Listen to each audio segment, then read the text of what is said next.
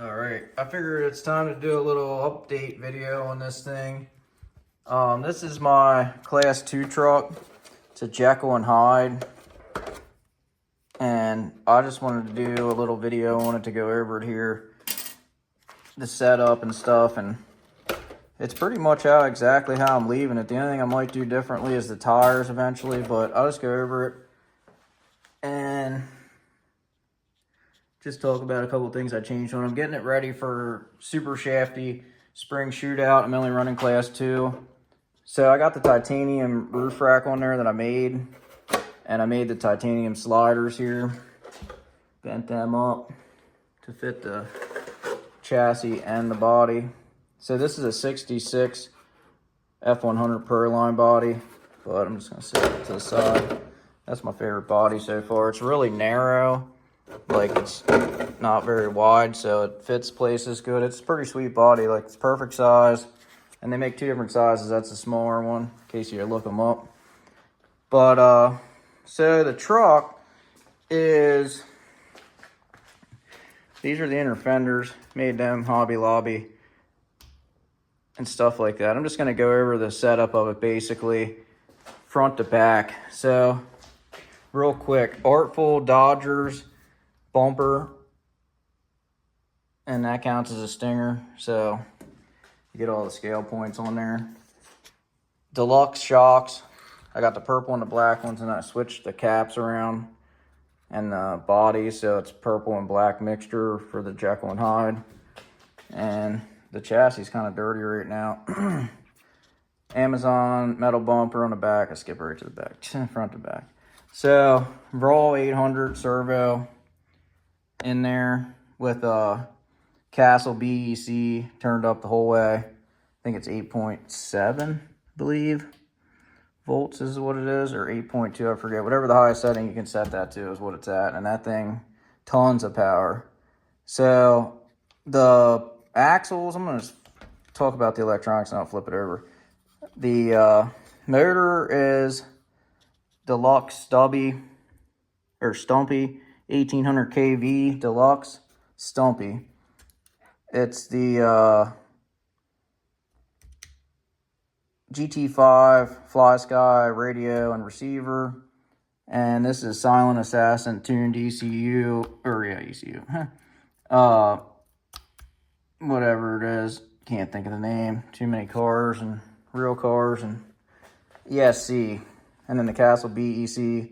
This is a carbon fiber deluxe portal transmission, but it's the AliExpress version. Carbon fiber with chromoly gears, titanium output shafts. So I'm gonna flip it over. Raw 800 servo, I already said that. Cranked up the volts the whole way with the BEC. So this is the deluxe, or the Fish's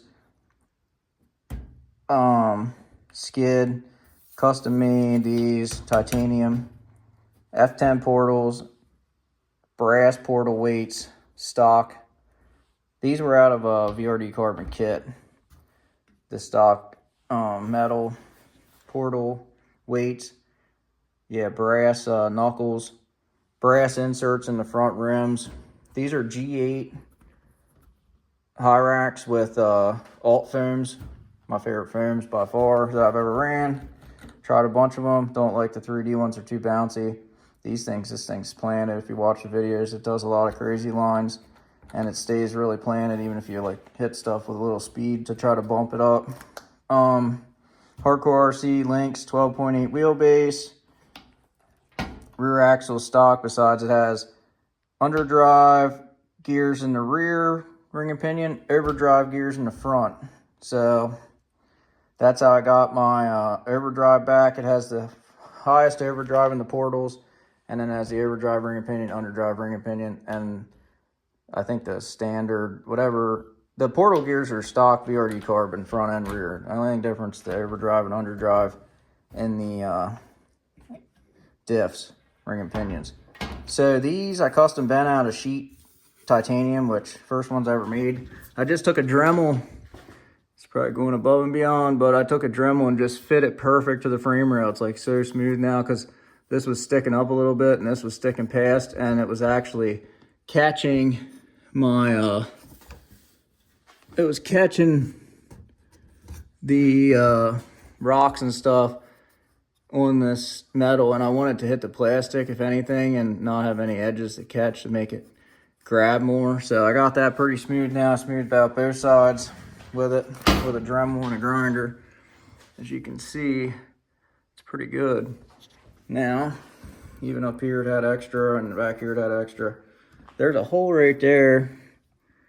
I don't really like that much, because that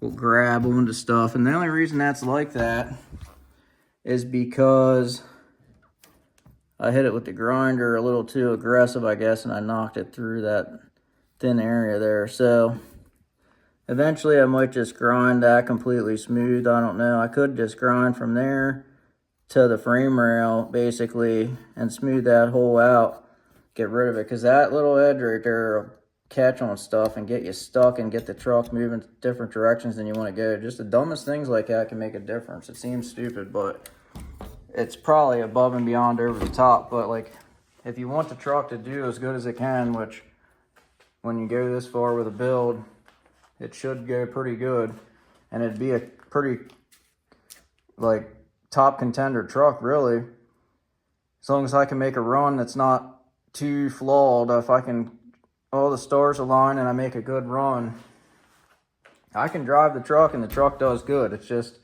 there's so many things that you can do wrong, and so many times you can make a mistake, and it's crazy. Like, the littlest mistake will set you back so many points. Like, you could just make one wrong turn or just take something a little too not wide enough and then end up getting your back tire on a gate, and one gate can screw you up. But for instance, at the one comp, I turned too sharp and there was a piece of rebar like here, and instead of just going wide around it, I tried to just hit it on the back tire, and I thought that it would like either go up it and like around it. It ended up going up it, and it went in between here, and then I got stuck on it, and I had to back up a bunch of times, and it screwed me all up, and then I ended up hitting the gate that was here because I was trying to get it unstuck off the rebar, and ended up hitting the easiest gate on the course when I made it through all the other gates clean. Just stupid stuff like that. It's mistakes I make. But anyway, this thing will be at the Super Shafty Spring Shootout. So if you're there, stop in, check her out, and hopefully it does good. And like I said, the only thing I'm going to do to it till then possibly is I'm in the process of meeting up with some buddies of mine that have different tires, and I'm going to put their tires on mine and see what tires go the best on it, and whichever ones go the best on it, I'm probably going to end up ordering a set of them for this thing, and then I'll have these tires and the other ones. So on the day of the runs, I'll decide which ones I want to pick. A lot of guys that I know that know me and know the truck, how it goes and everything like that, said that they think they would just get Hyrax Predator compounds and just run them. So I might do that, but I also want to try them deluxe tires that my one buddy has, and he has BFG crawlers. I have about 4 or 5 different tires that I can test that are on wheels that my buddy has to see what goes the best on this truck. And whatever goes the best on it is probably what I'm going to try to run. He might even let me borrow a set. So that would be cool. And these go good at Sam Lewis when it's warm out, but when it's cold, these G8s are getting pretty scrubbed, and that's what you want. Like, they're pretty feathered in and stuff, but if it's cold out, they don't go good. So it really depends on the temperature. But that's my Class 2 truck, and we'll see you at Spring Shootout, Super Shafty Spring Shootout, coming up soon.